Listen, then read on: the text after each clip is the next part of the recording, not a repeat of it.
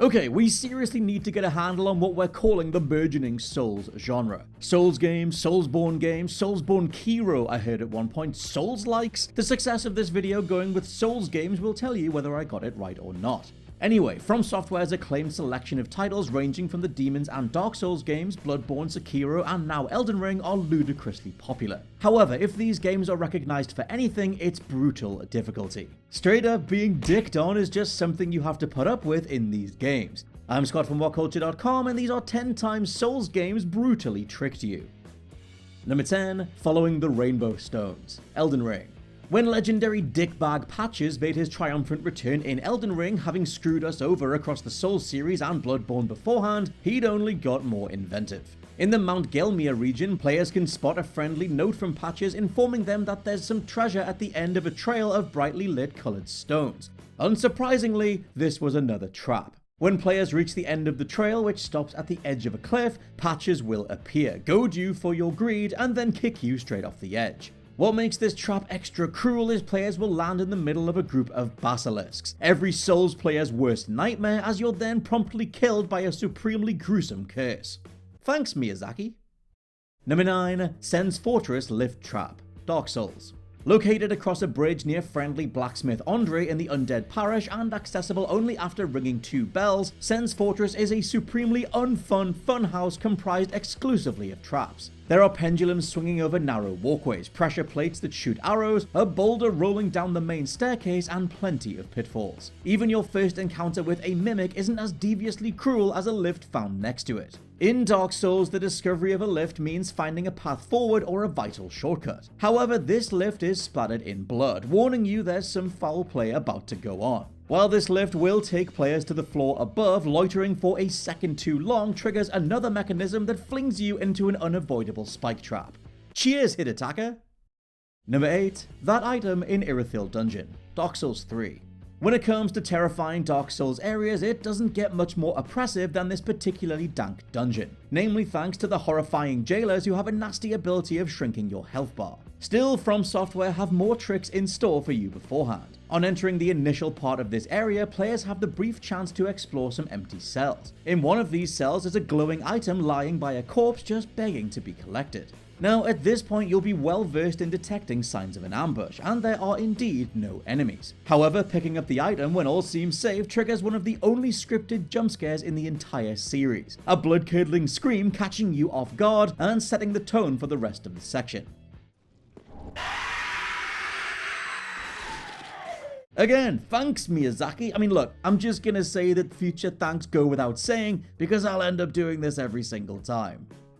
Number 7, Meeting the Pursuer, Dark Souls 2.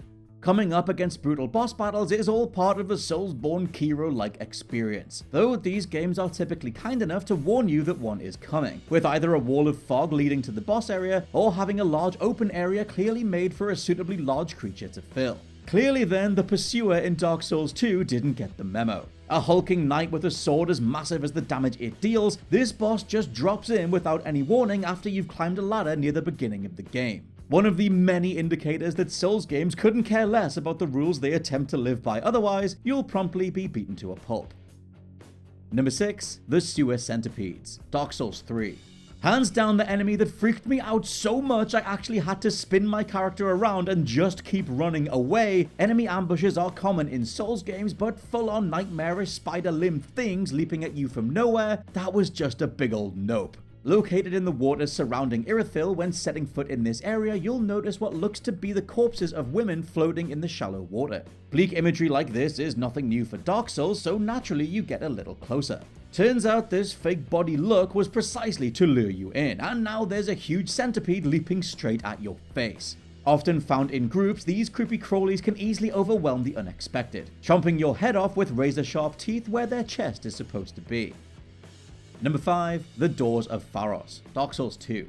One of the new additions introduced in Dark Souls 2 were PHARROS lockstones. These limited items are small stones which, as their description informs, were created by a traveler named PHARROS the Vagabond, and they're used to unlock his contraptions. These locks are scattered throughout Dark Souls 2 and provide players with some useful benefits such as revealing secret passages, illuminating dark areas, or regenerating health with a rejuvenating pool of water. When you eventually reach an area called the Doors of PHARROS, you'll be wondering what secrets can be found, especially as some huge doors require 3 stones to open. Turns out though that PHARROS was also a bit of a dick. Many of the locks either spring a trap or release enemies into the vicinity. Opening those doors even frees the formidable hulking Mastodon guard, which will then become your newest nightmare.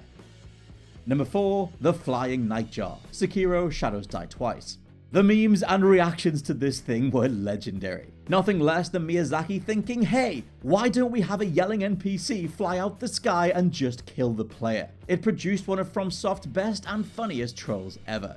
Located near the roof of the heavily guarded Ashina Castle, you're already sneaking around a group of Nightjar ninjas, all lying in wait. Even if you've evaded everyone while emerging on top, an excited cheer is heard in the distance, as one remaining Nightjar swoops down through the air to wipe you out. Brilliantly, once you know this is coming, you can actually look out for the enemy hanging on a kite in midair, waiting for their time to strike.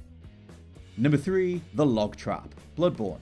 Like with the Nightjar Ninja in Souls games, once you know what or where a trap is, you'll be more equipped to deal with it next time round. Well, Bloodborne's Forbidden Woods decided to F with that assumption too. Whilst exploring this creepy forest, players will come across a pathway which harbors a nasty surprise in the form of a spiked log that swings down, flattening you in the process. Knowing it's coming next time, you'll instinctively roll back to avoid. Brilliantly though, once you're out the way, that same log breaks off and just comes for you anyway regardless of where you're standing, flattening you all over again. Number 2. Almost everything in Undead BURG. Dark Souls. Back in 2011, Hidetaka Miyazaki wrote his intentions large in the original Dark Souls, not caring one jot that players could end up wandering into the much harder Catacombs area before realizing the path to the lower leveled Undead BURG was behind them the entire time. Still, Undead BURG is a crash course in what to expect from the rest of the game, with surprise ambushes, tough enemies meant to be tackled later, and a massive fire-breathing dragon blocking a bridge, but not before toasting you from above in a way that you just could never see coming. One additionally devilish trick that pushed a lot of rage quitters to the edge comes from a small horde of enemies gathered near a set of stairs leading up. Going up yourself, assuming those enemies must be the challenge at the bottom and you're now safe, only sees another hollow push a flaming barrel towards you, wiping you out anyway. Yep, this entire genre is like being in the most high-budget Mario Maker level ever. And number 1, Transporter Chest. Elden Ring.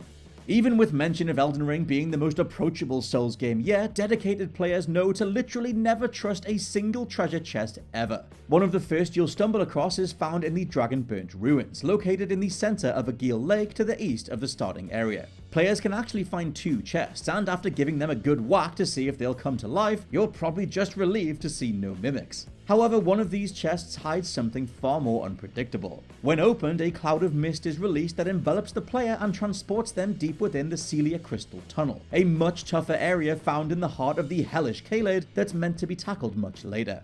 Even after dying, you're stuck respawning in these tunnels. To escape, you need to find the nearest site of Grace fast travel, but that means fighting a group of strong enemies that at this point, anyone other than longtime fans will be too unprepared or underleveled to face. Even for From Software, this was a cruel trick to play. One last time though, thank you Miyazaki, and cheers to the entire bigger than ever Souls fandom. And those are our picks for 10 times the Souls series brutally tricked you. Let me know your favorites down in the comments below, and please subscribe to the WhatCulture Gaming Podcast. For now, I've been Scott from WhatCulture.com, and I'll catch you soon.